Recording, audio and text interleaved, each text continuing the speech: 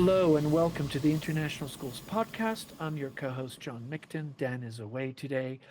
Good to be back, and always we are excited about, covering many different topics. And one thing that many schools do is this idea of student voice, where in our missions, and especially if you're doing the IB curriculum and even IGCSE and many other frameworks from national curriculums, the idea of student voice is really important. Where are we structuring our learning to give the opportunity for students to share their voice, feel some ownership and control, and also being able to see how important it is to have a voice and be able to share opinions, but in a way that's respectful and that really builds on ideas and has this idea of developing a community. So voice is super important, but it's quite difficult to give when you're very busy during the day and there's a lot of content to cover and you have 25 or 38 kids, and giving everybody voice is not that always clear or easy, but it's important. And we as human beings, we like to be heard. We like to have that feeling that what we say is important. And it's really important to structure learning in a way where that idea of voice gets exposed to the kids and they have the tools and the strategies to really engage with them. And one thing that many of us, and you do this, many of you come back every 2 weeks to our podcast, and that's a way to do voices. And that can be a very powerful way to give voices. And podcasts have become super popular, and they have all kinds of different perspectives, opinions. There's the whole arc from the hardcore political to more the light entertainment and everything in between. Today, I'm really excited because we have three guests that have been working at a national level and trying to get students to have voice by creating this podcasting program. We're going out to students and really supporting them with this idea of voice. So I'm really happy to welcome Jess. Jess is British Luxembourgish. She's a writer who has worked with regional and national news outlets for the last 20 years. And she splits her time now between Silicon Luxembourg and Forbes Luxembourg and running educational workshops. But the more important thing is Jess is a stand-up comic too. So if you're in Luxembourg, don't forget to go and check out Jess at the local comedy club. A very warm welcome, Jess. Thank you so much, John. And with her, as one of the other members of this group, is Vessela, is a cultural manager, producer, and media professional, and she is a longtime communication expert and works on intercultural dialogue, international communication. She's running a cultural association in Luxembourg called Openscreen, and she's organized and initiated many education projects in different roles in radio and TV. And last but not least is Nick, who's Bulgarian, and he's a digital marketing specialist. And he has extensive experience in radio and television. And he's really passionate about sound, recording, and audio technology. And he kind of provides the technical support to Ear Glasses, which is this project. So to all three of you, a really warm welcome. Super excited to have you, especially that you guys are doing podcasting and we're on a podcast together. So maybe, Jess, you can kick off. And so people want to know, what is Ear Glasses? Sure. Yeah. Well, I can't claim the credit for the title. That was Nick. Uh, well, we're primarily based, focused on educating young people. It looks like we're just teaching podcasting, but we're not. We are teaching podcasting, but most importantly, there are three layers to what we're doing. We're teaching intercultural dialogue. So encouraging the young people to take pride in their roots and to be curious about them through interviewing people and sharing that to the class. The second component is digital, so media literacy. So kind of really understanding at quite a young age, because the first group we did this with was still in primary, understanding kind of like, who's this aimed at? What are they trying to achieve? You know, what does that make me feel when they're exposed to other podcasts? And eventually, hopefully, we can have that reflection on other media. And then the last point is really developing these critical thinking skills. So we work on very basic things, it sounds like, but things like how to ask questions. Do you ask an open question, a closed question? No one ever really talks about that, I think, until maybe a little bit later on. For me, certainly, it's not something I looked at until I became a journalist. But this is all laying the foundations for critical thinking.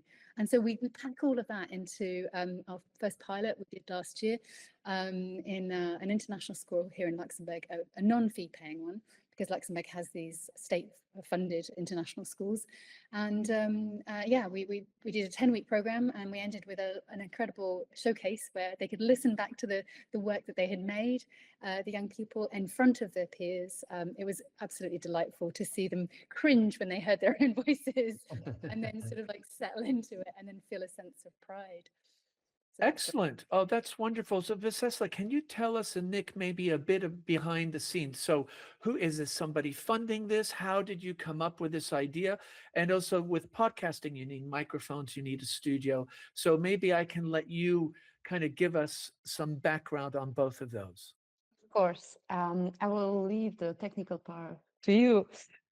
So we were lucky last year to be funded and supported by Fondation Zoma. This is a foundation here in Luxembourg that it's really focused on supporting projects that are related to education and work with children in all kind of settings and contexts. So we applied there and our project was supported. So we now hopefully will extend this partnership, and this year we will make our project grow so that we cover more groups of children in different contexts, in different settings, so that we can work with them in the school and outside of the school, for example, during the holidays. So to explore the different options and in terms of timing, for example, what works the best for them, for the children, because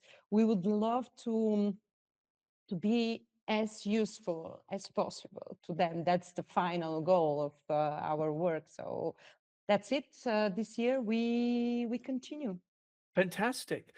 So, Nick, all great ideas, but you actually have to plug in and have a recording. Talk to us a bit about, did you get some money? What kind of equipment and how have you set that up? Because if you're going to different parts of Luxembourg, not that Luxembourg is a gigantic country, True. but it's still bigger than people think. And if you're working in different public schools, you obviously have to travel. Just tell us a bit about that aspect of the project. Right. So one idea in this project was to present the different options and different technical setups that are available for people who want to start a podcast. And there's this misconception in people that starting a podcast or recording a podcast should be always related to buying lots of tech and lots of complicated solutions. But our goal was to prove this wrong and to actually prove that with very basic setup, you can create podcasts. It doesn't need to cost money, which also is sometimes important for young students to know because they don't always have budgets. They depend on their parents, and their parents sometimes are supportive of the hobby and can buy the necessary gear, sometimes not so much. So one of our goals was to show them that even with a small phone or a small audio recording device, which is not expensive to purchase, they can still start their own podcast. And as for our solution, it's really a mobile recording studio and mobile podcast solution which fits in one small suitcase. That was the goal. That's great. So we have two microphones, small mixing console, and a laptop plus a small podcasting device, which is basically an audio interface. And we use all these things just to show the kids the different solutions the different scenarios that are possible. So you can start a podcast using just your phone. You can use this audio interface if you have an external microphone, or you can just use a mixer if you feel more advanced.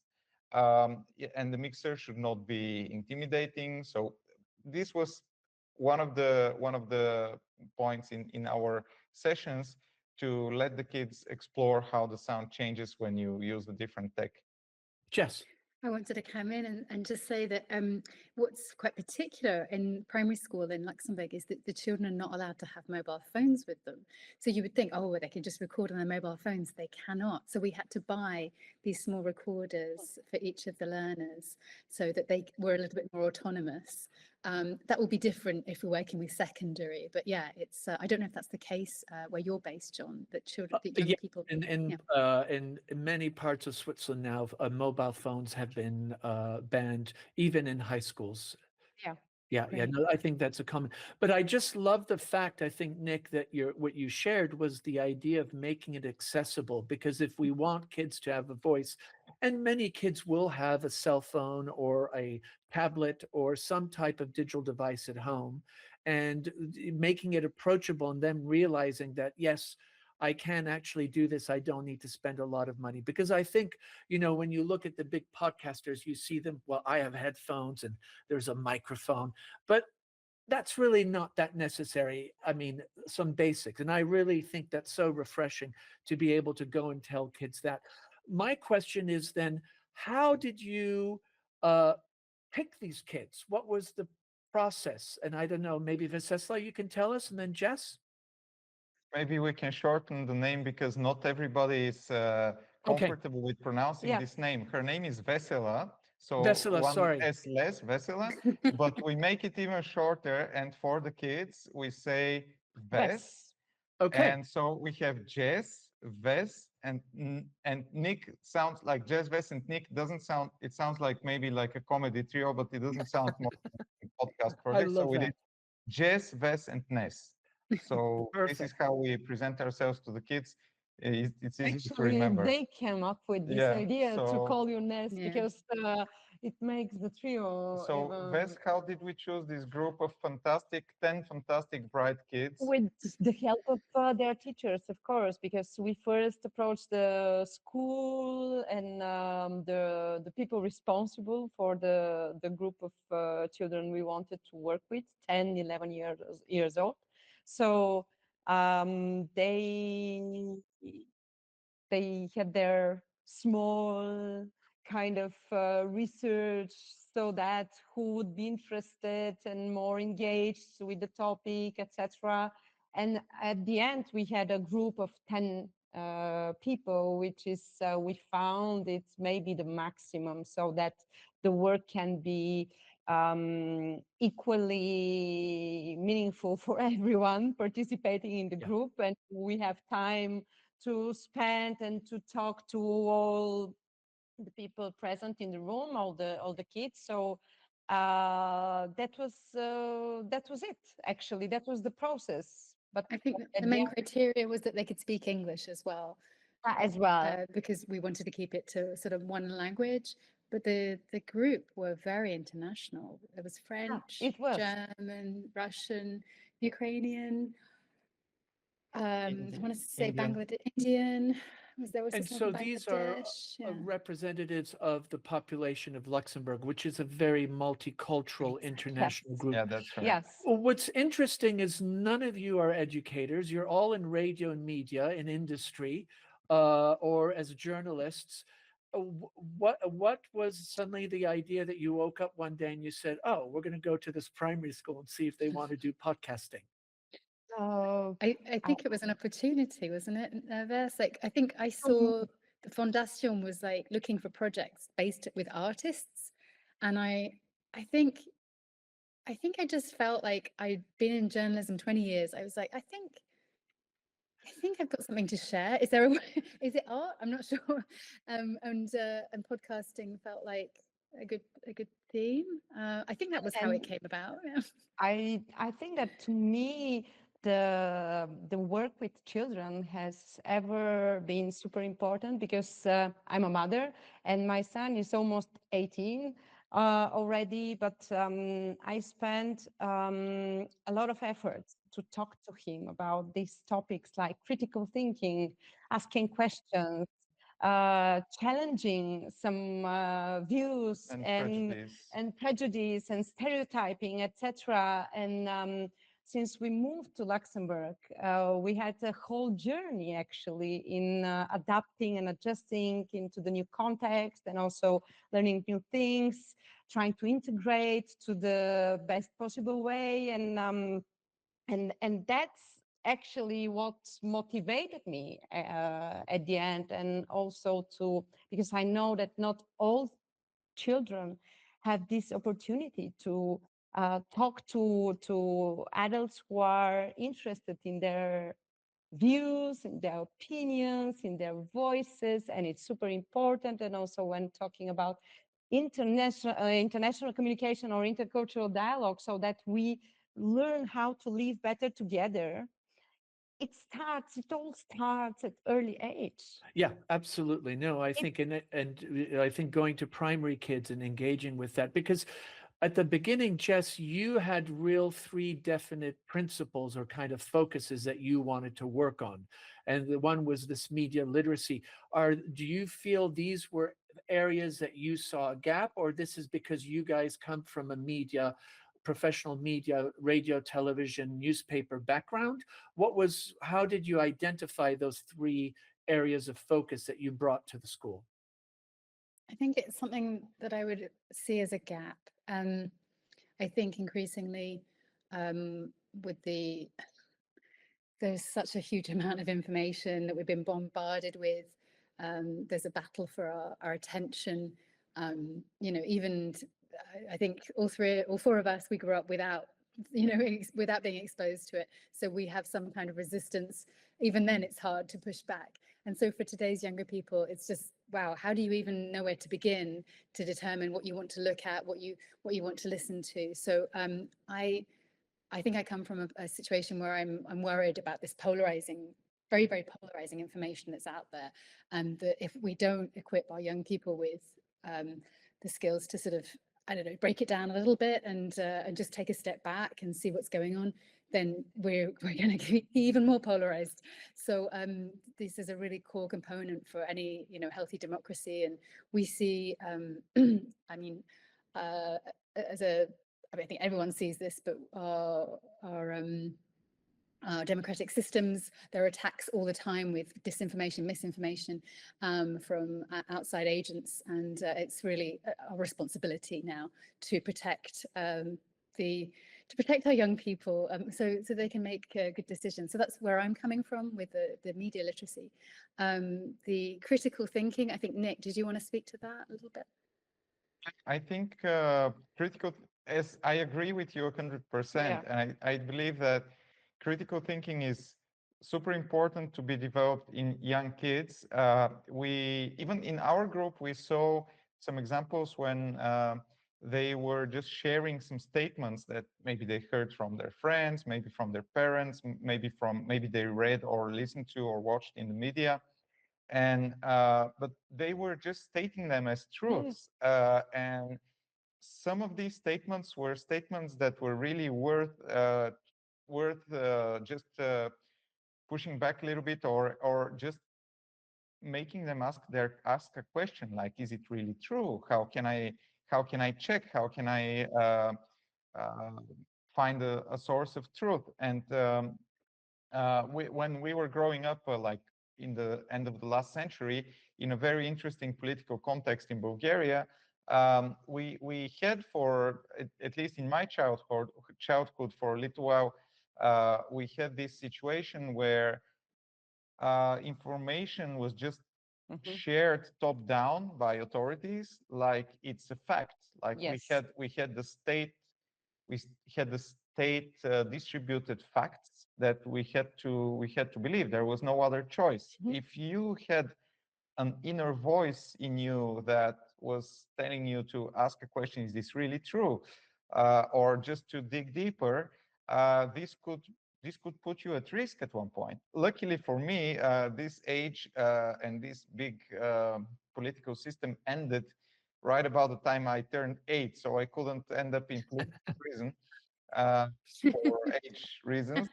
But some of this stayed with me, and it showed me how important it is not to take everything we see, hear, or read at face value all the time, and just ask ourselves some critical questions. And we would like to have this in the new generation. We would like to see this in the new generation. And I think this is a big part of the motivation behind your glasses. And yeah, I think we covered more or less 2 out of the 3 pillars. And the third one is the intercultural Intercultural, side. yeah. Yes. I cannot this actually, I cannot do this again when talking about media literacy and what's written or said on media channels. It's very easily to understand that most of the stereotypes and prejudice we work with and we operate with, they come from media.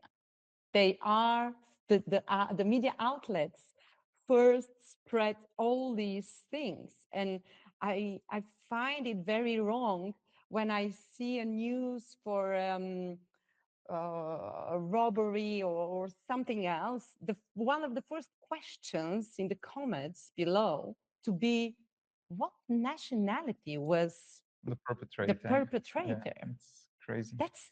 That's wrong. That doesn't matter, because in all nationalities, in all cultures, there are just good and not that good people.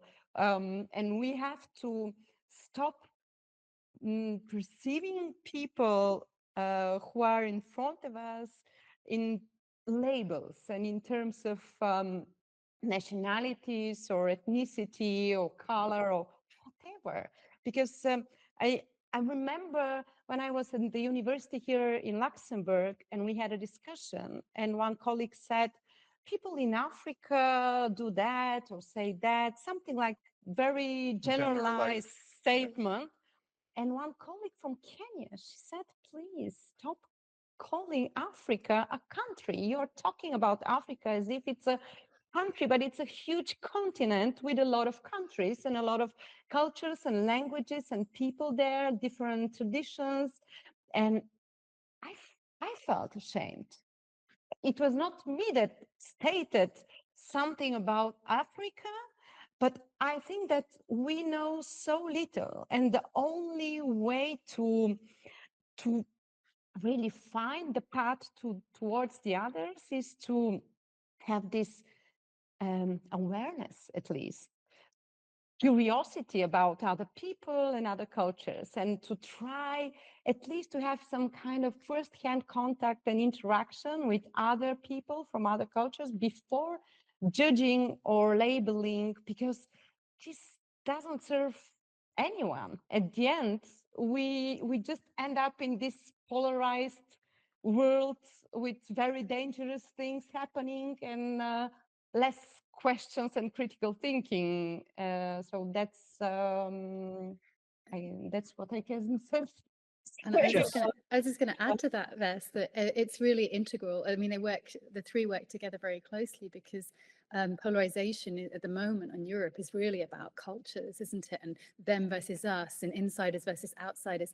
Yeah. And the terminology hasn't quite caught up in Luxembourg yet, unfortunately. They still use this expression, the melting pot, which doesn't describe technically living together. It describes a sort of an assimilation. Exactly. Which is very much a right-wing approach to integration. It's assimilation being, no, you come here, you do things our way. Whereas I know there is a strong will in Luxembourg. No, we want you to bring the great things from your country, bring them here so that we can make our country better. I just hope someone brings sunshine soon. And so there's a lot of terminology, but this is why it's important that we understand it's not about just giving up, letting go of what you've come from, because we know through studies that children who have come here from, let's say, a Portuguese background, who are forced into a very rigid language environment, they don't flourish. They need to keep in touch with their Portuguese roots. There's been a lot of studies about that. When they do that, they absolutely, they take off and they're doing great. So there is a lot to be said for making that clear, being proud about their roots. So what's so interesting is that these three areas that you've highlighted. And I think an important point that you said is that us, our generation, maybe we weren't exposed to the kind of AI slop and all this media over barrage of, and so maybe we have more tools. And I just think it's interesting that you're going into primary schools because you highlighted how important it's important to begin at an earlier age. So my question is, when you go into the, so you've selected the group of kids, they're 10 kids, they're from all over the world. Did you have to break those three areas down and explain this is what we're going to work on? Or were you more like, we're just going to do it, and then when there's a teachable moment, we're going to say, this is, you want to question that, or this is how you use audio, or this is, this person's from this country, this is an appropriate way to say that. How much were you spending time on those three things more than the actual podcasting? Ooh, good Actually, question. it's through activities we create. So we work with a lot of games and activities, and our podcasting process itself, it's focused on the three pillars of our program. So in a way, we engage the children um, to take part in interviews or to reflect upon topics that are related to these pillars we want to talk about or to dig deep in. Jess? Yeah, I think Um, Jess wanted to say Yeah. something, and then I can add something. no, go for it, Nick. Please, please. Yeah, no, I just wanted to add that it was really practical, Yes. like Wes said. So instead of like teaching them, it was just, here we are starting a podcast, and what does it mean? What are the elements? And then the topic of these podcasts was my culture. So from the start, we set a goal for them to create their own podcast on the topic of my culture. So basically, they had total freedom of how they could present their culture by interviewing someone, or we had also we explored different types of podcasts. So interview podcast, monologue podcast. So they recorded an interview, and also each of them created one monologue podcast. And the overarching theme was always the culture, so different cultures. And they did fantastic episodes. We had some amazing recordings. They interviewed their parents, their grandparents, their friends, and it was great. Thank you. That's great. It's so nice to hear how that, the idea of focusing on a topic, and then through that topic, you got to work with this idea of critical thinking, media literacy, and interculturalness. Jess, you wanted to add to that. I mean, I think you guys explained it already clearly that we did not make those things explicit. It was very subtle. It was really like they just thought they were making a podcast and playing games, which is perfect. I think it meant it was more fun for everybody. We learned a lot. I mean, the whole point of doing a pilot was really to see what works, what doesn't. Actually, 10 weeks wasn't really enough because the difficulty, as anyone in education knows, is that if you don't repeat the things and if you only see them once a week and then there's a school holiday, they forget things. So there was a lot of repetitive work. We repeat games again and again, and then things would stick. So I mean, ideally, I would have loved to have gone a lot deeper. There's so much you could do if you could develop a whole curriculum at primary. I mean, if they could have a lesson once a week on that, I think it could really have a huge impact on their learning and their preparedness for when they do eventually get a mobile phone and then start on social media, because that's when you want them to be very clear about, okay, no, that's not for me. Yeah, absolutely. I mean, having these, making sure that this age group of kids have the tools for critical thinking, being able to, trust and check resources and sources and understanding perspective. That's so important. So you did this pilot for 10 weeks, and as you said, you had a showcase of many different episodes, and now you're continuing and you're expanding it. So why was a pilot successful? What was one of the ingredients you think that now this org foundation is saying, sure, we'll give you more money?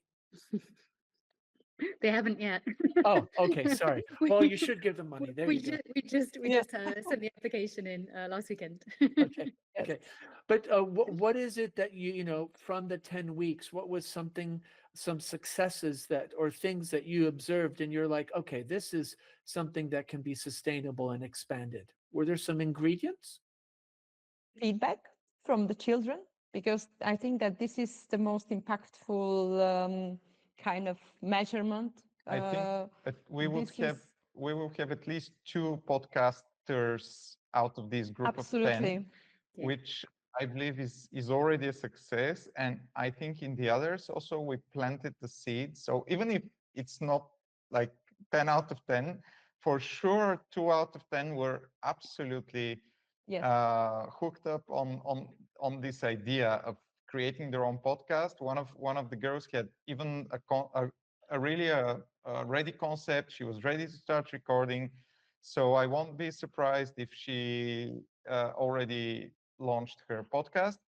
And for the rest of them, one success that we observed, I think one thing that we can measure as part of our success in the project was that a couple of children who were shy in the beginning and very timid. Yeah, didn't want to open up and didn't want to speak. yes, You could barely hear their voice in the beginning. Towards the end, were actually had gained a lot of confidence and were much more at ease with the microphone, with recording, with speaking up, Nice.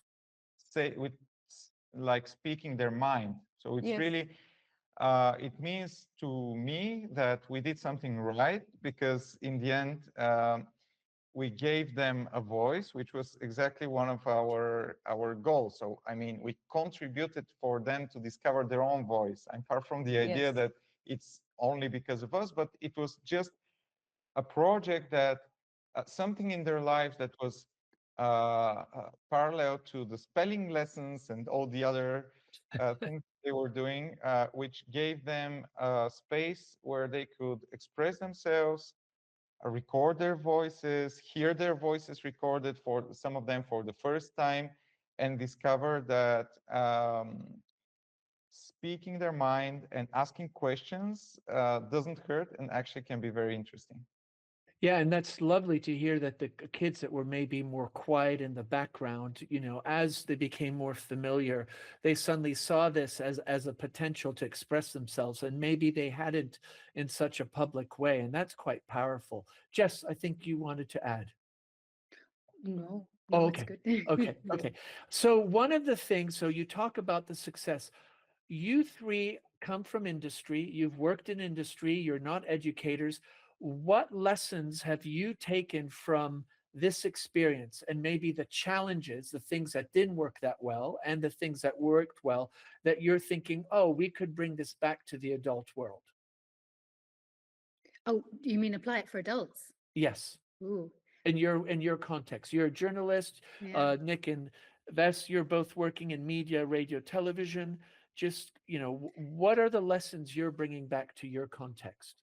So, I mean, I can share a story here. When we were looking for partners to repeat this, to work with different cohorts, I posted on LinkedIn, and a lot of people, well, a few people replied, and I got a contact from a union, a trade union here in Luxembourg, and they were like, it was an ex-colleague, and he said, you know, maybe you can do something with us. I was like, you work with kids? And he's like, no, no, no, we work with adults. I was like, yeah, but it's not really what I do. And he's like, but we need media literacy for them. He said that many of their members are, you know, they're sort of, they're kind of working class people, let's say. They, you know, they work really hard all their lives, and you know, they would probably consider themselves left wing, but they're being, they're kind of getting caught up in these polarized, let's say, right wing kind of political ideologies, and you know. And he's like, he's like, I don't get it. I don't get how that can happen. But that's because he has immediate background. He's already questioning things. And so there is space and to work with adults there.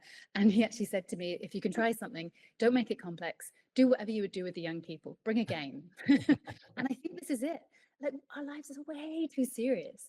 we need to make everything fun, even for adults. It needs to feel playful. It should not be this is right, this is wrong. It should just be like, okay, how do you feel when you're confronted with this sort of thing? What emotion does that elicit? Okay, why do you think the person who's created this? What do you think they're trying to do there? Just take a step back, see what's going on, and then make your own mind up, just so that you're a little bit more not reacting with an emotion, you're acting with your head a little bit more. So I found that really, really interesting. I mean, we said at the beginning of this call, we all grew up without being exposed to this, so maybe we're more critical. Doesn't necessarily mean we are critical, does it? I think it's more No, that I we're think your point, yeah. right. Yeah. Yeah, so it's really hard, especially my mum's generation. She's very wary with anything digital, but it means she's actually excluded from many things because she's so afraid to get sucked down the rabbit hole and of things. So she's actually missing out on many things too. So I think we need to also empower our older generations who they've worked really hard. Let's let them enjoy their digital lives too. Yeah. And I love the fact that, this is something that you did with kids, and then you're saying, oh, we could use the same kind of games and the same structures to support adults and everything. And Why I just not? think, why not? Absolutely. What maybe was the most challenging thing where you sometimes would be with the kids and you're like, oh, this is really not working, or I think they're not getting it? one of the challenges was attention spans, which are quite short at this age. And in this generation, you are basically there in front of 10 kids competing with Roblox and YouTube, so it's not easy. And so attention span, and basically we have to make it interesting, which sometimes, of course, we prepared some materials that turned out not to pass the attention test, and so we witnessed kids going like a bit bored from time to time. So it was a signal to Adapt and sometimes, change to adapt and change, in to give real them a time. time, to give them Yeah. some time to take a breath, or to do a little game, or to have a little break, or in a way to break down the Yeah. like presenting the material or playing the material with interesting intermissions.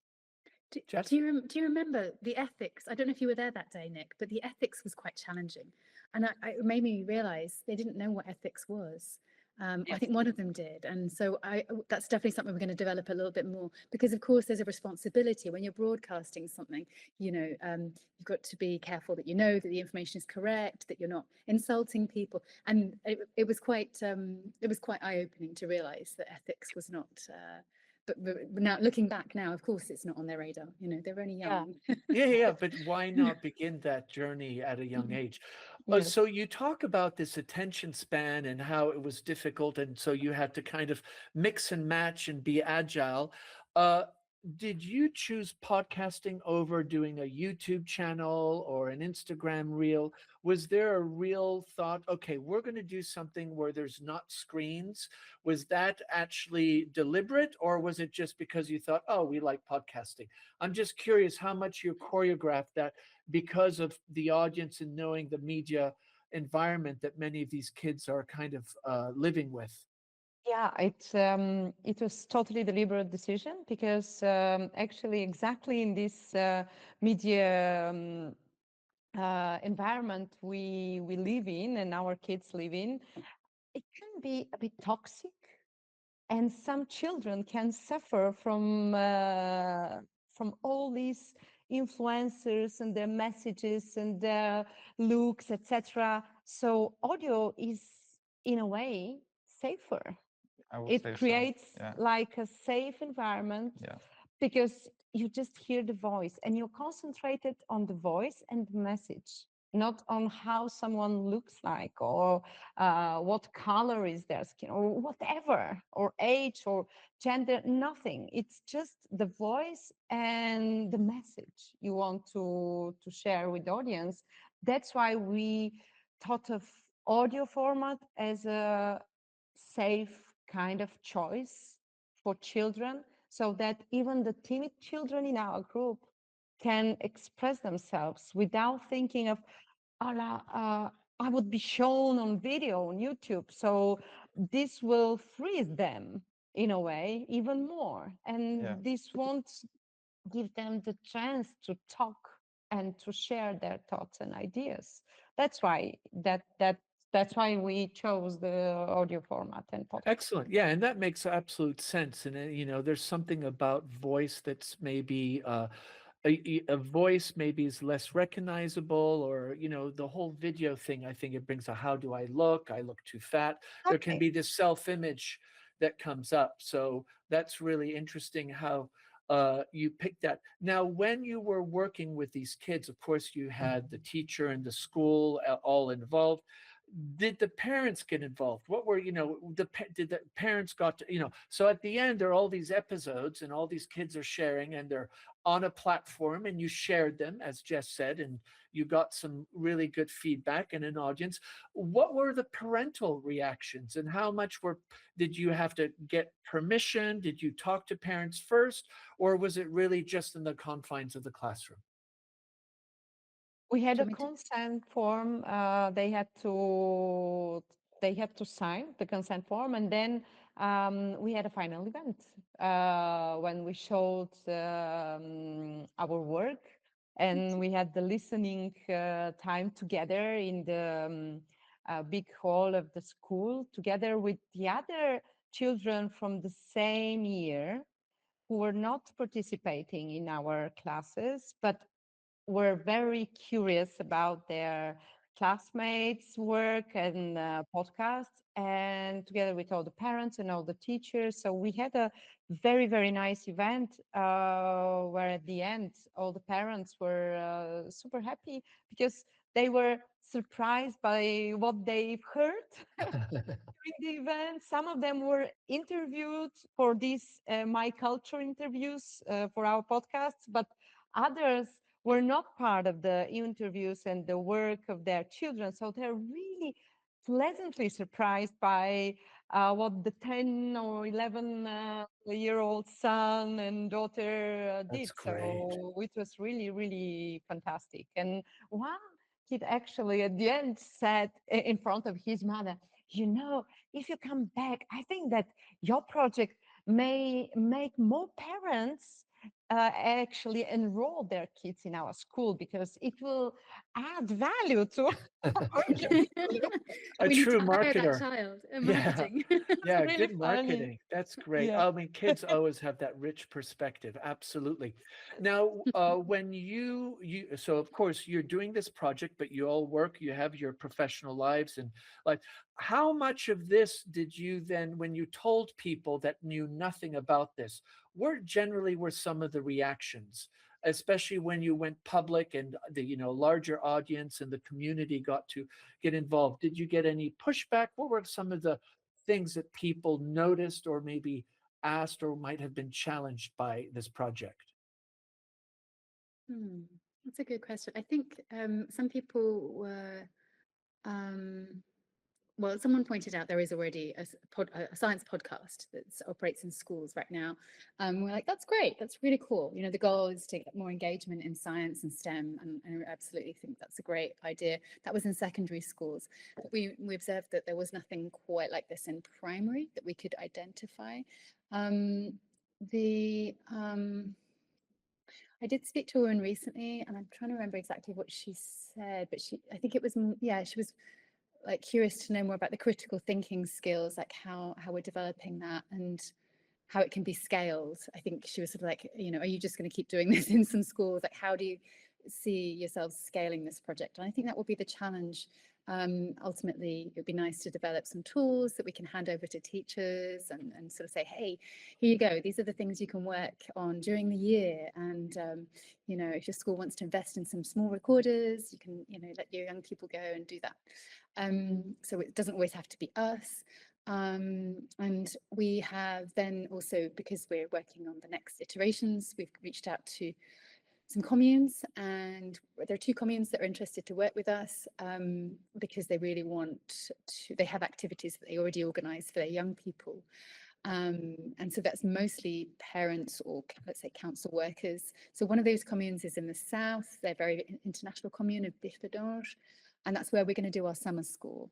So that's going to be a really interesting exercise. I think ultimately, like scaling this, you've got to think, how are we always going to be funded by a foundation? At some point, we've got to find a way to make it pay. But right now, Yeah. we're still working on developing it. And have you reached out to the Ministry of Education and the local governments? I mean, are there funds via that route, or is that more challenging?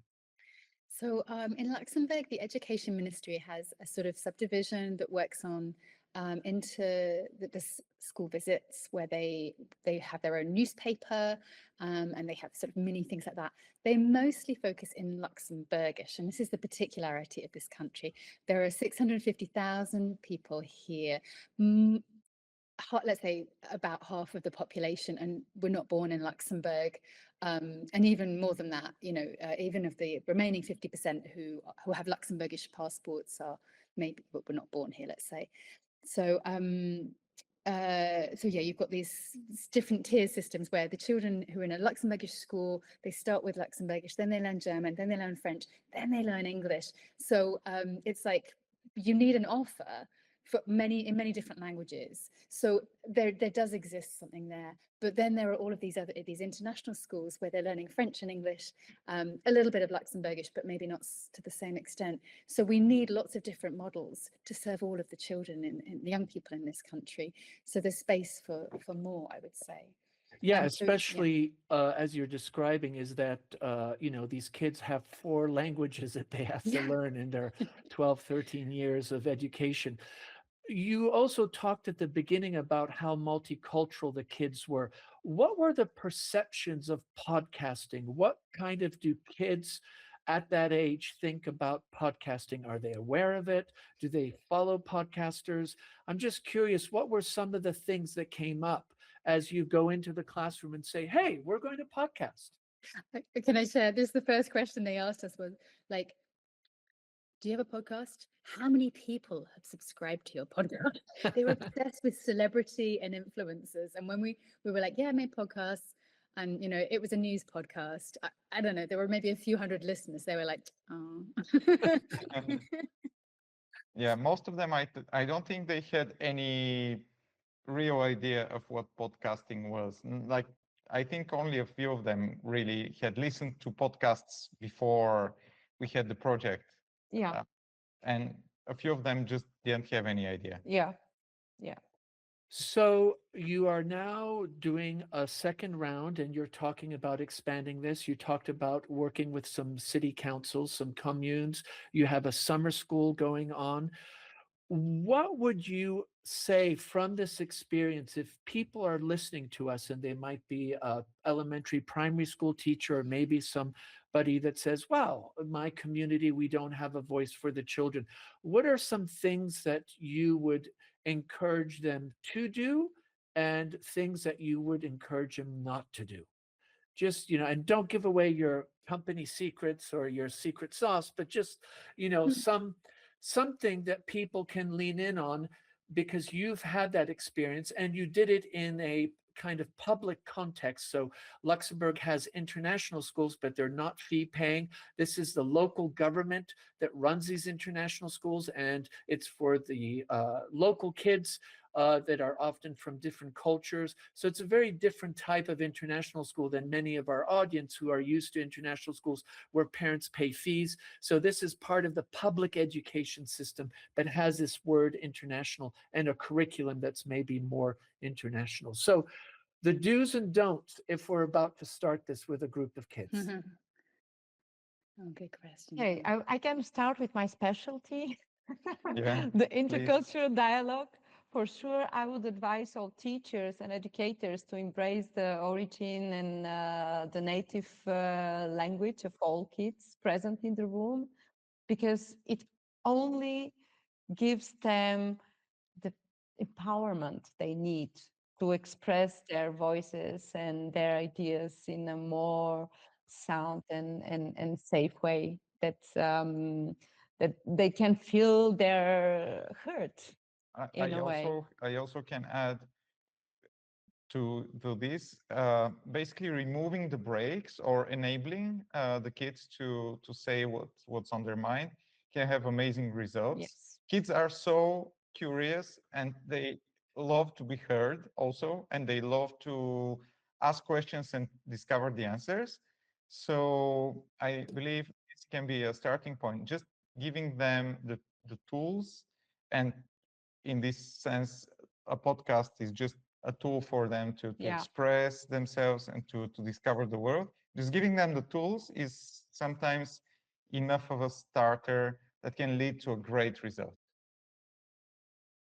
And I would add, Yeah. that was great, really great feedback, guys. So I would add, um, creating a safe space is really important.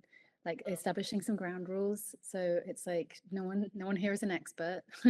We're all learning, so that people can ask questions and be respectful of one another.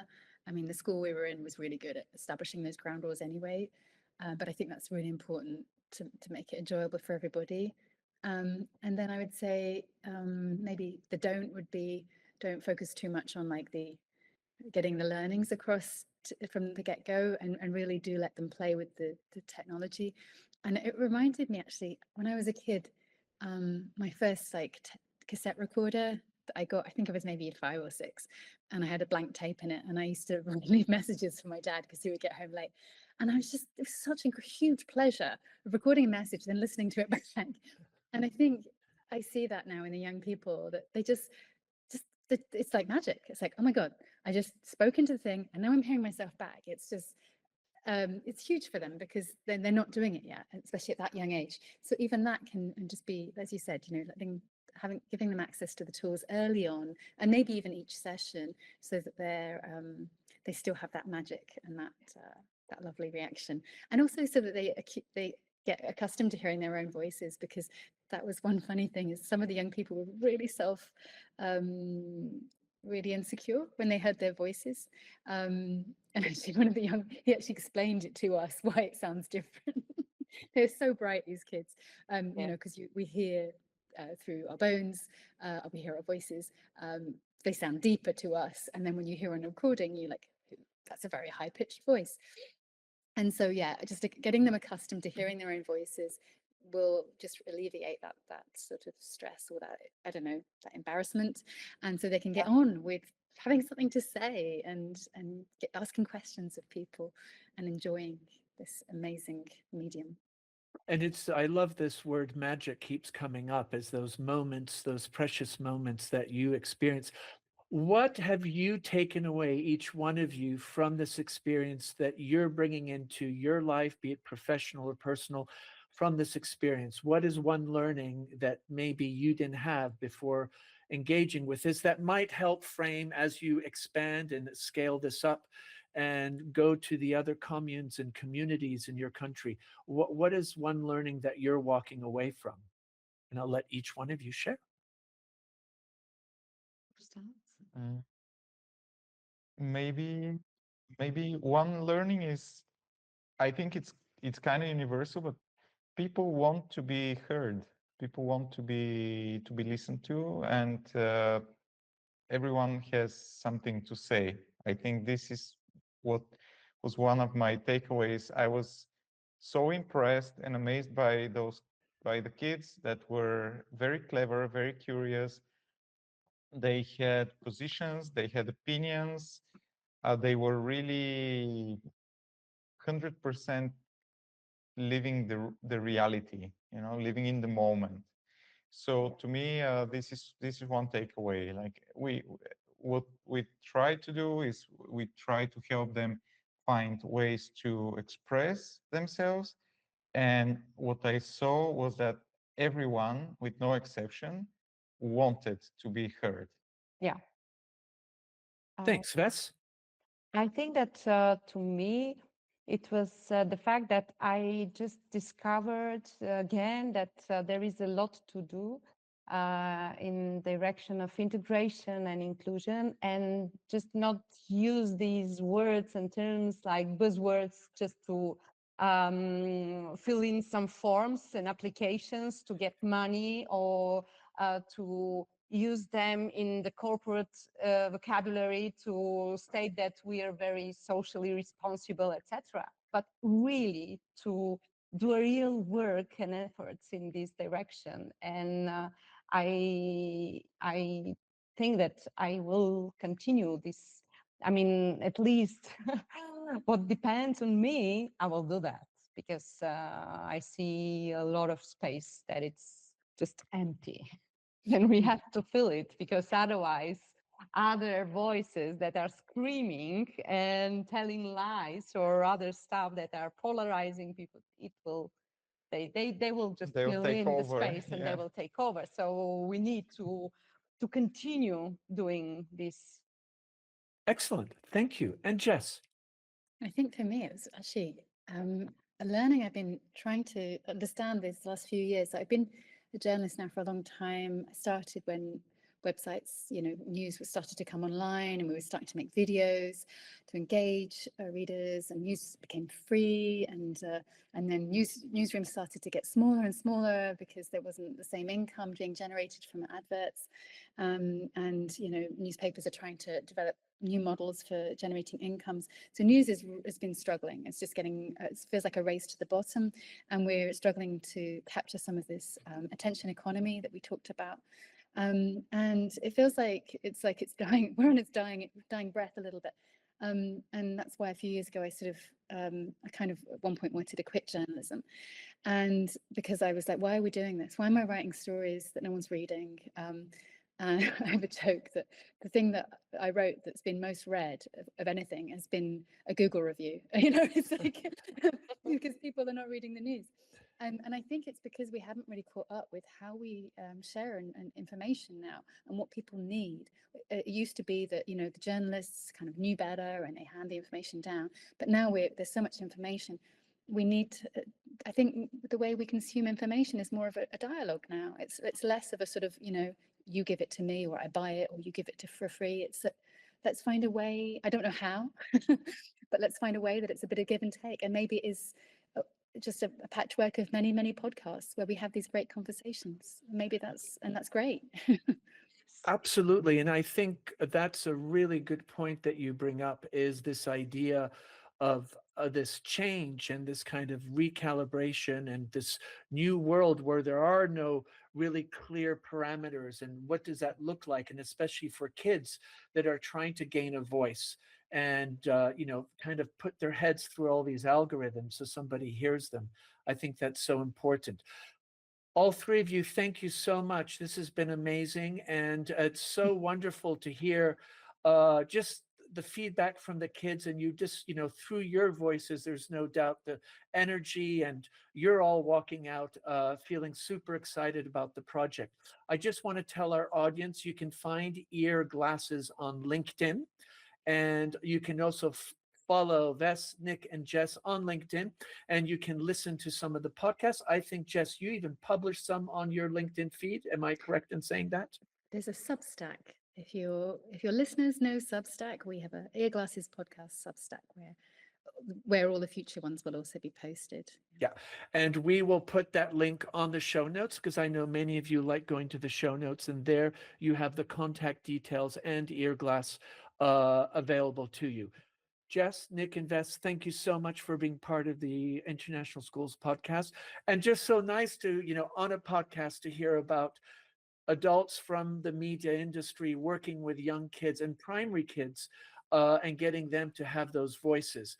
And on that note, I want to thank, of course, our audience with the continued support and the comments. And you keep being absolutely wonderful by giving us feedback, and on our LinkedIn group and on LinkedIn sharing ideas. And of course, some of you are reaching out and say, I have something to say, or I want to share something. And so we so appreciate when you interact with us.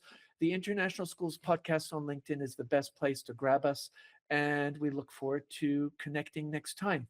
Jess, Vess, and Nick, thank you very much for all your sharing, and all the best as you scale up on the next level. And before long, you're all over Luxembourg, and every kid has their podcast. Thank you. Thank you, John. Thank you so John. much.